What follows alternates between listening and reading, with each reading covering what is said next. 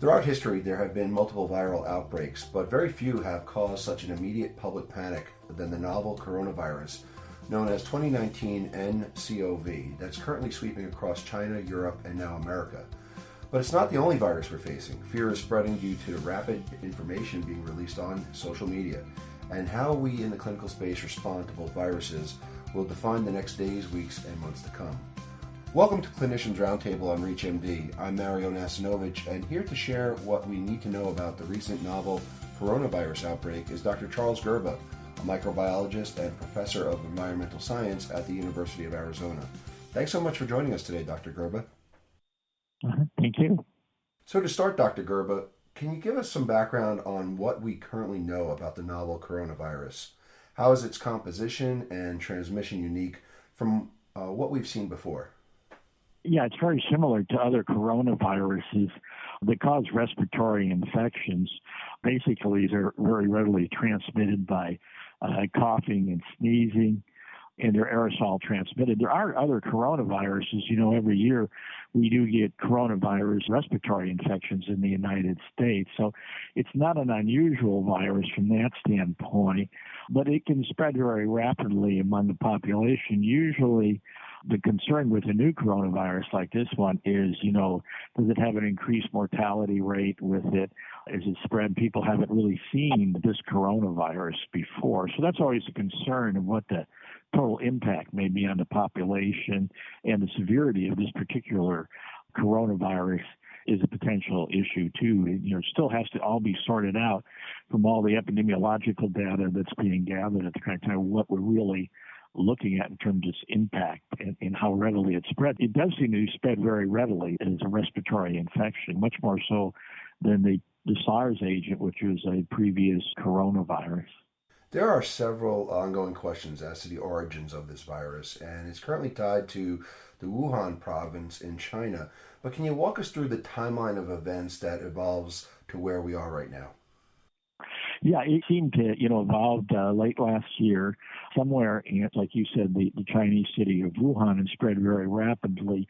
Now, coronaviruses infect both humans and animals, and the likely scenario that's being developed here is somehow in Wuhan, maybe an animal market is potentially the case, jump from an animal to man, novel coronavirus that apparently previously hadn't been infecting human beings to any extent. And that's a concern with the coronavirus, is like the SARS agent, and appeared to jump from animals, particularly the bat has been pointed out as a potential source that eventually made its way to mankind. So I think that's one of the things you have to worry about, is close contact with animals in open markets where there might be live animal markets, and the potential of the agent being transmitted from an animal to a human being. Well, one thing you have to realize, these viruses do mutate at a fairly rapid rate. Even the current coronaviruses, people have already speculated that may be mutating as being spreaded to the whole population. Let's speak to the clinical features of this disease. How is it presenting? What is the known incubation period? And is the severity of the disease fully understood? Yeah, that information is still coming in and being gathered too, but it looks like an incubation period of several days, longer than SARS, maybe up to 10 days incubation period, which, if the virus is being excreted during that time, gives us more time to actually be spread. So it does seem to have a longer incubation period than a lot of respiratory viruses that you might see in the population. But generally, these viruses are spread by you sneezing, coughing, and then either you inhaling it, or potentially you can get it on your fingers and hands by touching surfaces that may have been contaminated. And then you touch your nose, and coronaviruses are very effectively spread by getting your nose. That's been shown with human studies before. But basically, you're looking at coughing, sneezing, typical respiratory infections, maybe more severe than some of the typical ones like the common cold, for example. But you're sneezing, coughing out the virus all the time. So that's really where the potential spread is going on. How long you're going to be ill, maybe several days to a week or longer. A lot really has to be looked at as the data is being gathered currently to really get a total picture of how long this illness is exactly. Any insights thus far on the especially vulnerable populations? Is this virus equally dangerous to all? Yeah, that's really the concern. Most of the people who are seriously ill or die from these infections usually have some kind of underlying illness that they have or are immunocompromised in some other way. So generally, most of the people who have been dying from it have an underlying illness or immunocompromised, or usually the elderly people or the very young. Those are the people that are at the greatest risk of any type of respiratory infection, even influenza.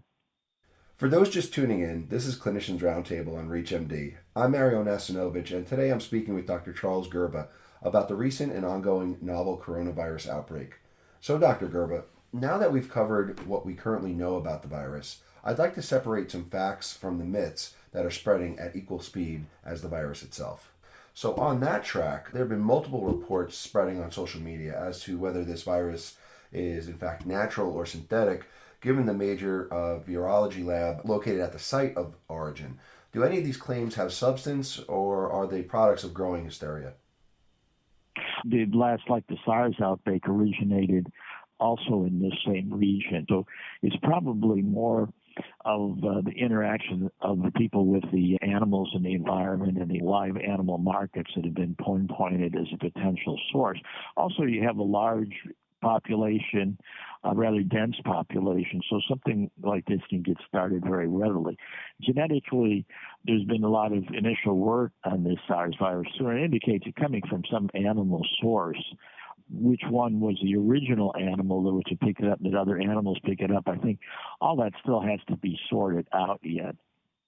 There are also some concerns about whether this information coming from the origin site is complete or if it's being suppressed in some way. As a microbiologist, do you have any concerns about the possible lack of information to address this outbreak most effectively?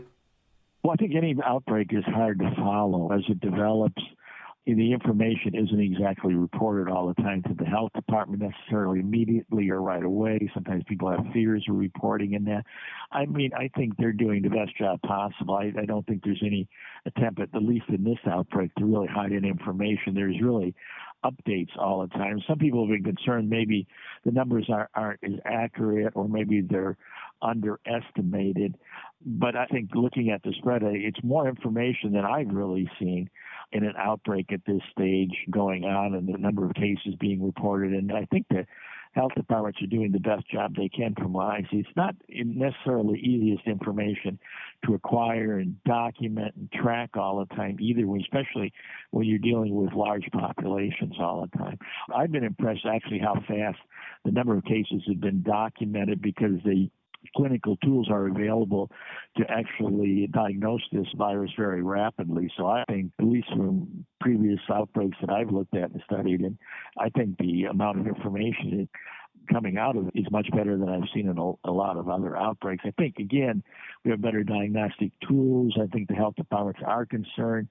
I think there's been a lot of effort to try to control the outbreak the best that can be done. What general recommendations would you suggest to healthcare professionals at this time?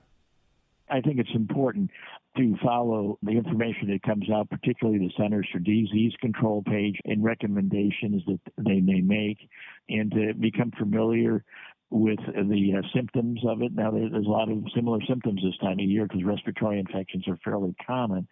But I would follow the advice of the Centers for Disease Control on their webpage. I would be concerned with anybody that might have the characteristics of the coronavirus infection, particularly if they've been overseas recently. And they should be aware of the potential for actually acquiring this type of infection. Too, standard procedures of wearing gloves and washing your hands regularly, I think, are still the best procedures you can do to reduce your risk of actually acquiring it when you're seeing patients. As we have witnessed, the World Health Organization declared coronavirus outbreak a global health emergency, and we've seen restrictions on travel to that area. Do you envision any changes in our own domestic travel recommendations or even restrictions while efforts to contain this virus are continuing? I hope not. I don't know if that would really do much good in the United States. I would hope it doesn't really get to that, and the concern doesn't develop that bad that we would need to take that type of action But I think anybody traveling should follow some simple rules of washing their hands on a regular basis and maybe disinfecting key high-touch surfaces like the tray in front of you in an airplane. Actually, in studies we've done on trays in airplanes, we found influenza virus and para-influenza viruses on the trays because they don't get disinfected all the time. But those are some precautions. I don't think at this time there's any necessary need to restrict transportation in the United States for sure. So we've talked about general recommendations to healthcare professionals regarding the coronavirus, but there's an ever-present danger of the influenza strain that we are currently experiencing here domestically. How would you recommend clinicians allay patients' fears about the coronavirus and then speak to them practically about what they need to be doing to be aware of the current flu strain? That's a really good question. Respiratory infections like coronaviruses actually have an impact every year on human health in the United States. A rather serious one if you look at it. Any given year, between 10 and 50,000 people die from influenza in the United States. So respiratory infections in general are fairly serious, largely being an issue with older individuals and younger children. I tend to be, and I think we shouldn't lose our perspective on that in terms of it's always good this time of year to practice good hygiene because a lot of these agents are spread by your hands and surface contamination and sneezing and coughing inappropriately without covering it up. So we shouldn't lose respect of it, and we should always have respect for respiratory infections because they do play a significant impact on our health every year. I think it's really important physicians to emphasize between older individuals over 55, 60 years of age, and infants, the importance of good hygiene, practicing good hand hygiene, surface hygiene, and making sure to emphasize that among their patients too, because in studies that we've done and others shows you can reduce your risk of getting respiratory infections by almost half by just practicing good hygiene. Well, considering the far-reaching impacts of the virus, I want to thank Dr. Charles Gerba for joining me to help separate fact from fiction and for getting up to speed on the novel coronavirus outbreak. It was great speaking with you today, Dr. Gerba. Thank you. I'm Mario Nacinovich, and you've been listening to Clinicians Roundtable on ReachMD. To access this episode and others in the series, visit reachmd.com/cliniciansroundtable, where you can be part of the knowledge. Thanks for listening.